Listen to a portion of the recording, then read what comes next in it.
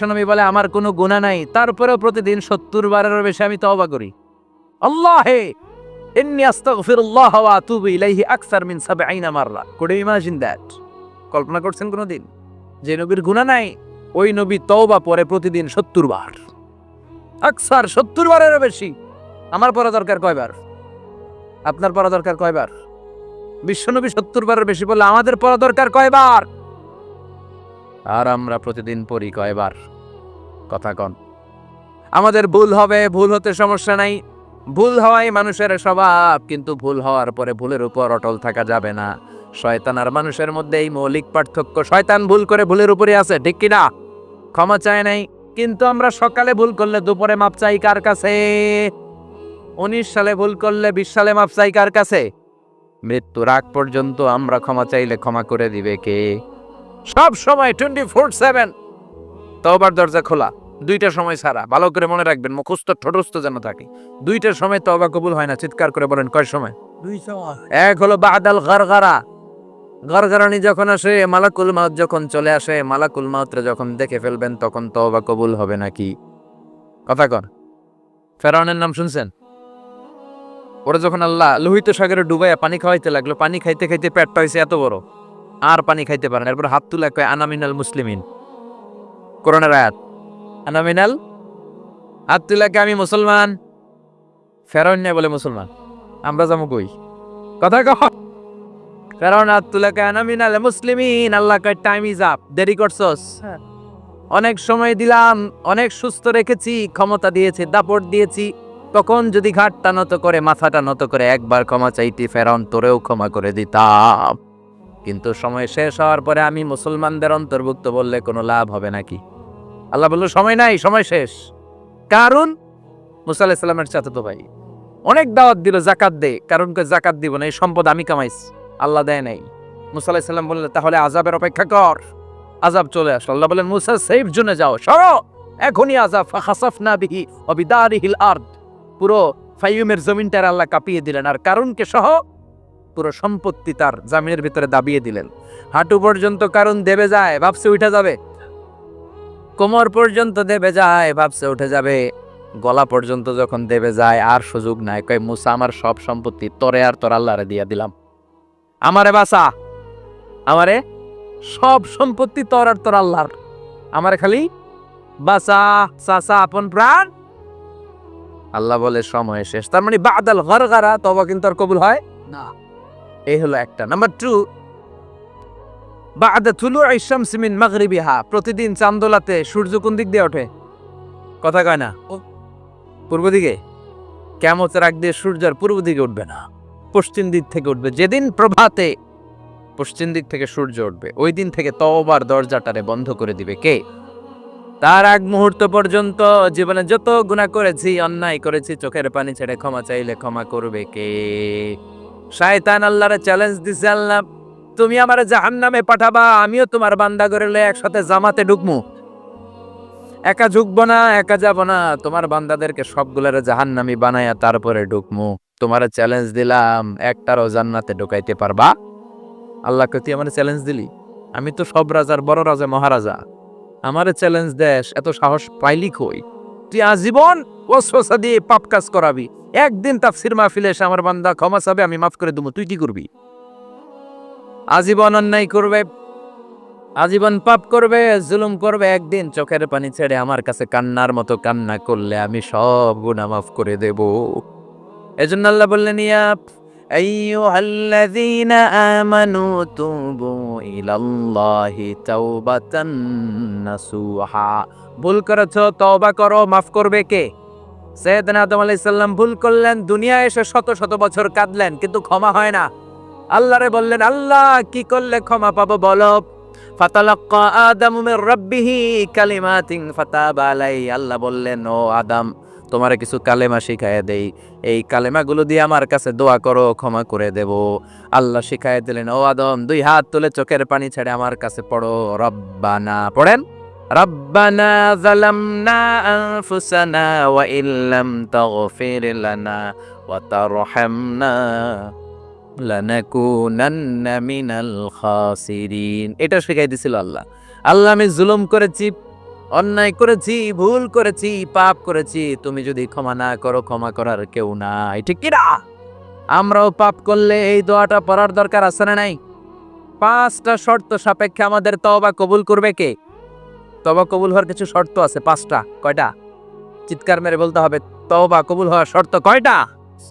1 নম্বরে হচ্ছে আল ইকরা, acknowledgement. You have to give the acknowledgement that you are the greatest sinner on earth. আপনাকে ঘোষণা দিতে হবে যে আপনি এই পৃথিবীর সবচেয়ে বড় পাপী। 1 নম্বর শর্ত, আপনি বলেন যে আল্লাহ, আমার চেয়ে বড় পাপী নাই, আকাশের নিচে জমিনের উপরে আমি সবচেয়ে বড় পাপী, এমন কোনো পাপ নাই যেটা আমি করি নাই, ঠিক কিনা? 1 নম্বরে পাপের ঘোষণা দেন। 2 নম্বরে আন-নাদাম, নাদাম মানে repentance, you have to be repentant for what you have ডান।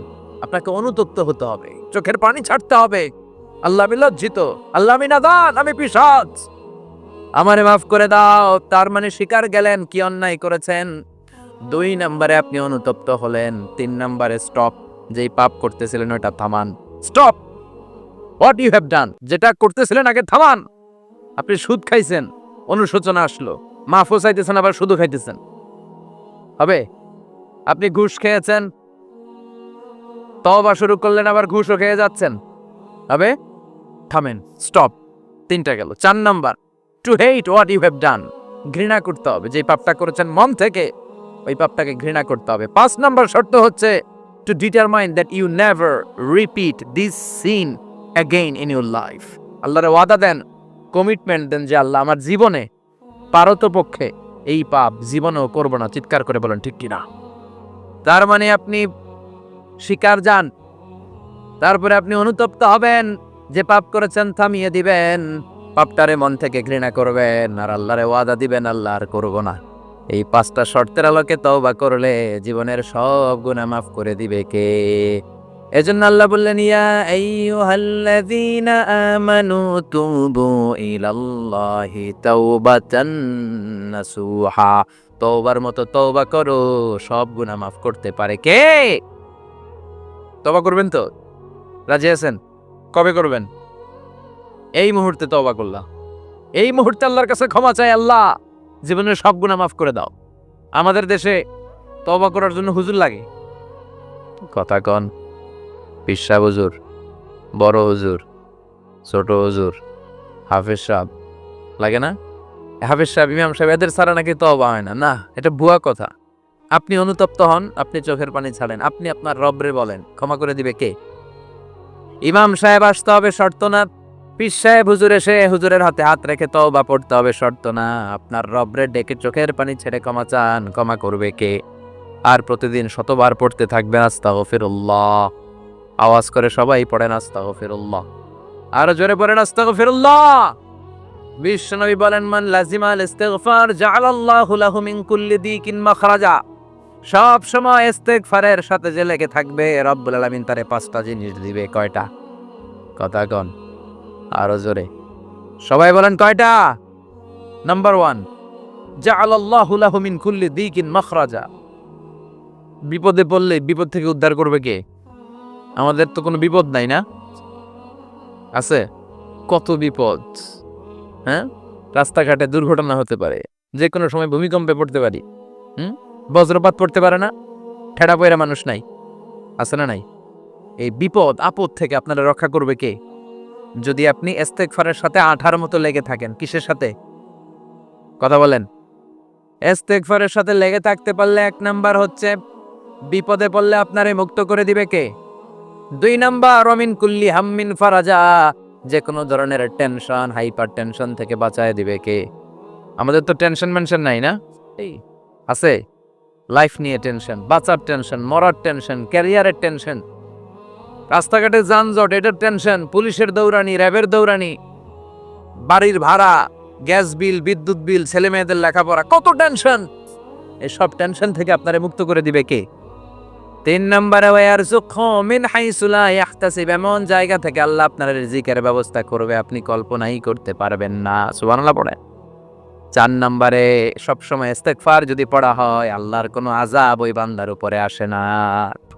ওমা কানাল্লাহু মুআযযিবাহুম ওয়া হুম ইয়াস্তাগফিরুন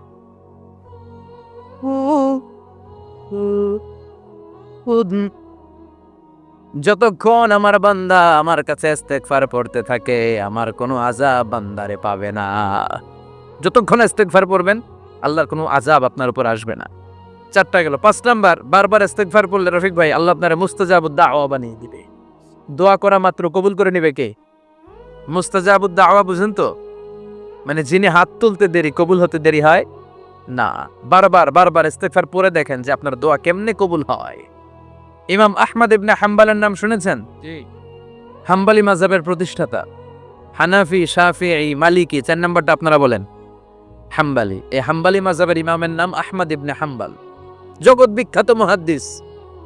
একক স্বতন্ত্র হাদিসের কিতাব হিসেবে পৃথিবীতে সবচেয়ে বড় যে হাদিসের কিতাব ওইটার নাম মুসনাদ আহমদ ইবনে হাম্বল। 40,000 হাদিসের কালেকশন আছে এটাতে। এই ইমাম আহমদ ইবনে হাম্বল ওনার শেষ জীবনটা হাদিস পড়ানো, হাদিস কালেকশনের জন্য ব্যয় করেছেন। শহরের পর শহর, দেশ থেকে দেশান্তরে ঘুরতেন একটা হাদিসের জন্য। উনি সফরে বেরিয়েছেন হাদিস কালেকশনের জন্য। প্রচন্ড শীতের রাত, উনি মাগরিবের নামাজ, এশারের নামাজ পড়ে একটা মসজিদে শুয়ে পড়লেন আর শুয়ে হাদিস পড়তেছেন। কি পড়তেছেন? কথা বলেন। আর মনে মনে ভাবলেন রাতটা মসজিদে কাটায় দেই, ফজরের নামাজ পড়ে আবার বেরোবো। কিন্তু দারোয়ান এসে বলে মসজিদে থাকতে পারবেন না, ওঠেন। দারোয়ান আছে না? কথা কন। আহমদ ইবনে হাম্বল বললেন আমি শুধু রাতটা থাকতে চাই, আমি তো ফজরেরও মুসল্লি, ফজর নামাজ পড়বো তো এই মসজিদে, আমার থাকতে দাও। দারোয়ান তো দেয় না, কেনা মসজিদে থাকার জায়গা না, জান মিয়া। উনি যে আহমদ ইবনে হাম্বল এটা চিনে নাই, থাকতে দেয় না। কি করবে এখন? উনি কাঁথা গুছিয়ে হাদিসের কিতাব নিয়ে কাদের মধ্যে ব্যাগ নিয়ে মসজিদ থেকে বের হয়ে গেলেন। কি আর করবে, প্রচন্ড শীত আর কাঁপতেছেন বুড়ো মানুষ। পথিমধ্যে দেখলেন বাজার একজন খাব্বাজ, শাবুন খাব্বাজ, যুবক রুটি বিক্রেতা। সে রুটি বিক্রি করে, চুলার মধ্যে রুটি সেকে। সে যে সালাম দিল আসসালামু আলাইকুম, যুবক বলে ওয়ালাইকুম আসসালাম।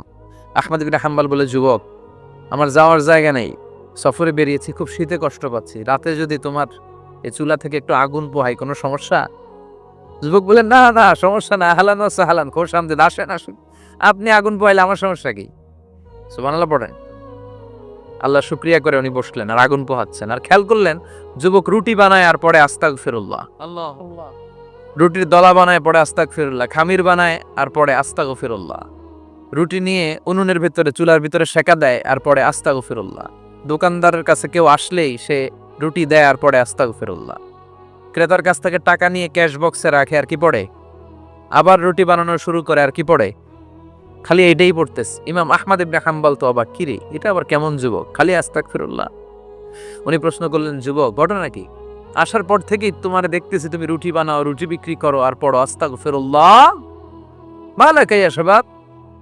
যুবক বলে আস্তাগফিরুল্লাহ আমার সবচেয়ে বেশি পছন্দের আমল, আমি সব সময় আঠার মতো ইস্তেগফারের সাথে লেগে থাকি আর সব সময় পড়তে থাকি আস্তাগফিরুল্লাহ, আর এর বদৌলতে আল্লাহ আমারে মুস্তাজাবুদ দাওয়া বানিয়ে দিয়েছে। আহমদ ইবনে হাম্বল তো অবাক, আনতা মুস্তাজাবুদ দাওয়া, তুমি মুস্তাজাবুদ দাওয়া রুটিওয়ালা? আমি এত বছর হাদিস পড়াই, আমিও তো মুস্তাজাবুদ দাওয়া না, আর তুমি রুটি বেচো বাজারে, তুমি মুস্তাজাবুদ দাওয়া, তুমি দোয়া করলেই সব কবুল হয়ে যায়। যুবক বলে নাম আনা মুস্তাজাবুদ দাওয়া, আমি আমার জীবনে যত দোয়া করেছি কবুল করে নিয়েছে কে? সব দোয়া কবুল করে নিয়েছে আল্লাহ, একটা দোয়া ছাড়া। কয়টা? আহমদ ইবনে হাম্বলের কৌতূহল, কিউরিসিটি আরো বেড়ে গেল। কি? সব দোয়া কবুল হয়েছে একটা দোয়া ছাড়া? মাযালিকা দোয়া ইয়া শাব, কি সেই দোয়া? যুবক এবার বলতে শুরু করলো আমার জীবনে যে দোয়াটা আল্লাহ কবুল করে নাই সেটা হচ্ছে আমি আল্লাহর কাছে অনেক চেয়েছি, অনেক দোয়া করেছে যে আল্লাহ শুনেছি এই জামানার সবচেয়ে বড় মুহাদ্দিস, তার নাম নাকি ইমাম আহমদ ইবনে হাম্বল, আল্লাহ তোমার কাছে আমার চাওয়া আমি যেন এই ইমাম আহমদ ইবনে হাম্বলের দেখে মরতে পারি, আমি যেন ইমাম আহমদ ইবনে হাম্বলের হাতে হাত রেখে মুসাফা করতে পারি আর তার কপালে একটা চুমু এঁকে দিতে পারি। আহমদ ইবনে হাম্বল আবেগপ্রবণ হয়ে গেলেন, চোখের পানি ছেড়ে দিলেন, বললেন যুবক তোমার এই দোয়াটাও কবুল হয়ে গিয়ে। আহমদ ইবনে হাম্বলের দেখার সাক্ষাৎ পাওয়ার জন্য আহমদ ইবনে হাম্বলের বাড়িতে তোমার যাওয়ার দরকার নাই। আহমদ ইবনে হাম্বল তোমার দরবারে ছুটে এসেছে। আনা আহমদ ইবনে হাম্বল মুহাদ্দিসুদ্দাহর, আমি নিজেই আহমদ ইবনে হাম্বল। যুবক চোখের পানি ছেড়ে দেয়, আহমদ ইবনে হাম্বল চোখের পানি ছেড়ে দেয়। যুবক চিৎকার মেরে ইমাম আহমদ ইবনে হাম্বলকে জড়িয়ে ধরে, হাতে হাত রেখে মুসাফা করে, কপালের মধ্যে চুমু খায় আর আল্লাহর শুকরিয়া করে বলে, ও ইমাম, আসলে এই দোয়াটাও আল্লাহ আজকে কবুল করে নিল। বিশ্বাস হয় সবসময় ইস্তেগফার পড়লে আপনার দোয়াগুলোর এইভাবে কবুল করে নিবে কে? এই 5টা জিনিস পাবেন সবসময় যদি ইস্তেগফারের সাথে লেগে থাকেন। রাজি আছেন তো? এই জন্য বিশ্বনবী সব সময় নামাজে সালাম ফিরানোর পরে পড়তেন আস্তাগফিরুল্লাহ। কি পড়তেন? 3 বার পড়তেন আস্তাগফিরুল্লাহ, আস্তাগফিরুল্লাহ, আস্তাগফিরুল্লাহ। পড়তে রাজি আছেন? ইস্তেগফারের অনেকগুলো আলফাজ আছে, সবচেয়ে ছোট ইস্তেগফার হচ্ছে এটা, আস্তাগফিরুল্লাহ, আস্তাগফিরুল্লাহ। আরো আছে আস্তাগফিরুল্লাহ আল্লাযী লা ইলাহা ইল্লা হুয়াল হাইয়ুল কাইয়্যুম ওয়া আতুবু ইলাইক। বিশ্বনবী বলেন এই ইস্তেগফারটা যদি কেউ পড়ে, আত-তাওয়াল্লি মিন ইয়াউমিজ জাহাফ, যুদ্ধের ময়দান থেকে পালিয়ে আসা কবিরা গুনাহ। কি গুনাহ? কাফেরদের সাথে যুদ্ধ, আমি তাগড়া যুবক, তলোয়ার নিয়ে নেমেছি, আমার দেহের এক ফোঁটা রক্ত থাকা পর্যন্ত আমি যুদ্ধ চালিয়ে যাব, আমি ফিরে আসতে পারবো না, আইনটা কার? ফিরে আসলে কবিরা গুনাহ। বিশ্বনবী বলেন যুদ্ধের ময়দান থেকে ফিরে এসেছে এরকম কবিরা গুনাহ অবলম্বনকারীও যদি আস্তাগফিরুল্লাহ আল্লাযী লা ইলাহা ইল্লা হুয়াল হাইয়ুল কাইয়্যুম ওয়া আতুবু ইলাইহি পড়ে, ওই কবিরা গুনাহকারীকেও ক্ষমা করে দিবে কে? পড়তে রাজি আছেন তো?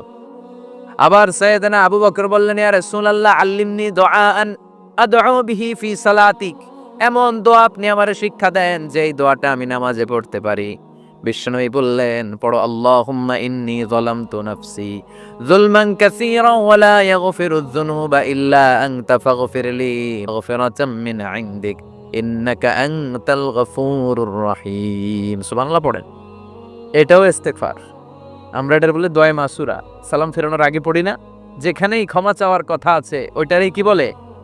ইস্তেগফার। আল্লাহুম্মা ইন্নী যালামতু নাফসি, আল্লাহ জুলুম করেছি, যুলমান কাসীরা, অনেক জুলুম, ওয়ালা ইয়াগফিরুয যুনুবা ইল্লা আনতা, তুমি ছাড়া এই গুনাহ ক্ষমা করার তো কেউ নাই, ফাগফিরলি মাগফিরাতাম মিন ইনদিক, তোমার দয়ায় আমারে ক্ষমা করে দাও, ইন্নাকা আনতাল গফুরুর রহিম, তুমি হলা ক্ষমাশীল। ঠিক কি না?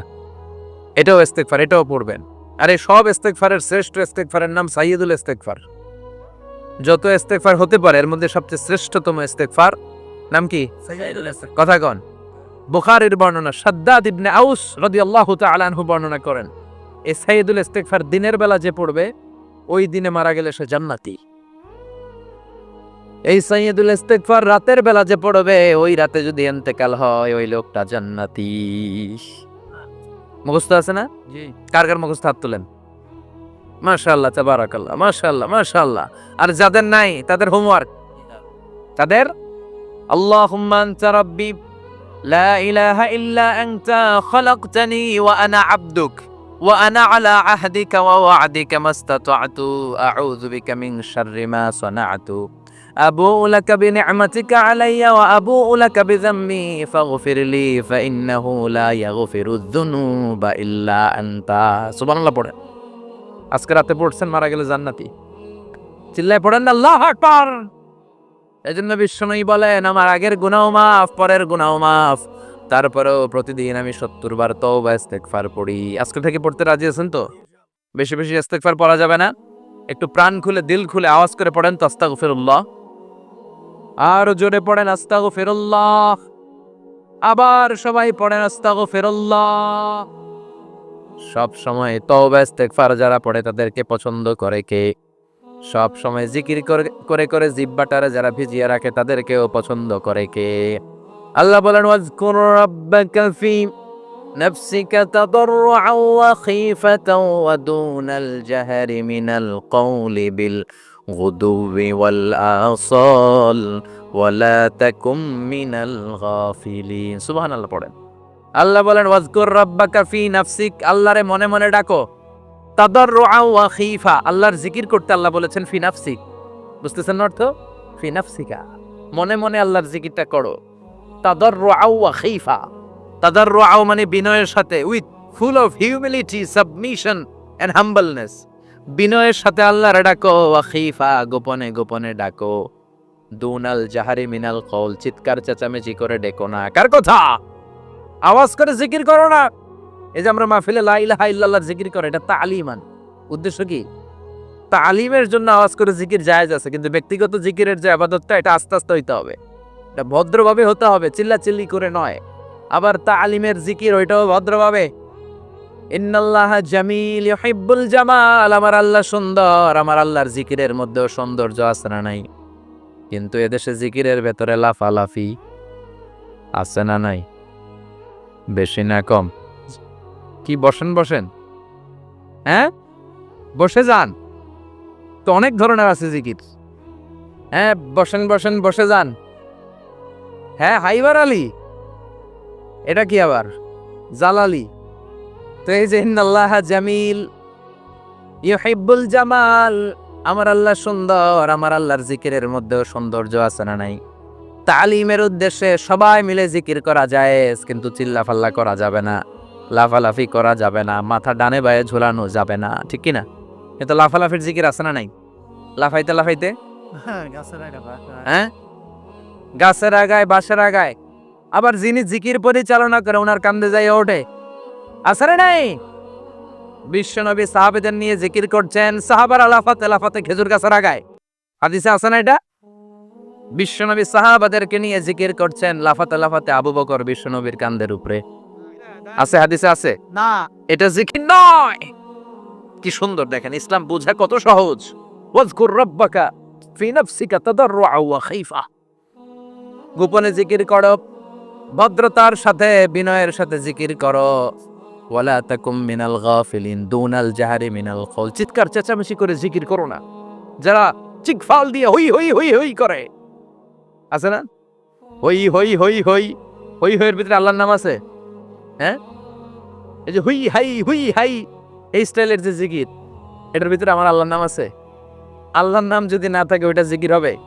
কথা বলেন। বিশ্বনবী বললেন, খবরদার, চিৎকার চেঁচামেচি করে লাফালাফি করে যারা জিকির করে, এরা মনে করে আল্লাহ কানে শোনে না। কথা বলেন। আপনি গোপনেও আল্লাহর ডাকলে আপনার ডাকে সাড়া দিবে কে?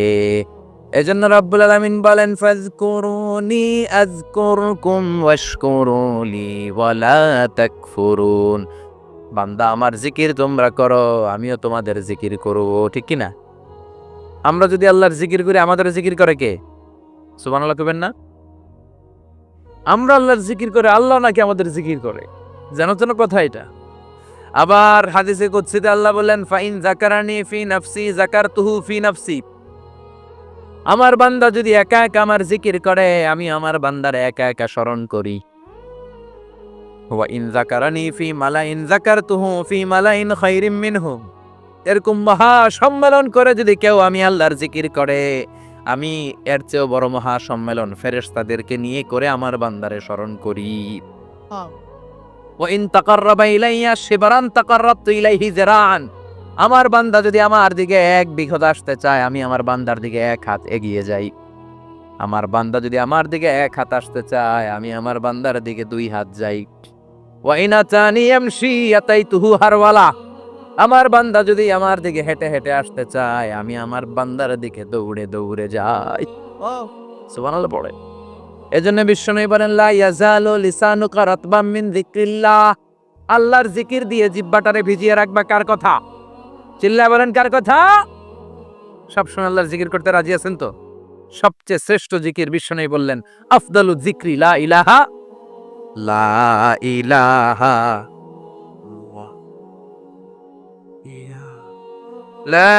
ইলাহা ইল্লাল্লাহু মুহাম্মাদুর রাসূলুল্লাহ সাল্লাল্লাহু। সবচাইতে শ্রেষ্ঠ জিকির লা ইলাহা, এর চেয়ে শ্রেষ্ঠ জিকির আছে? কথা বলেন।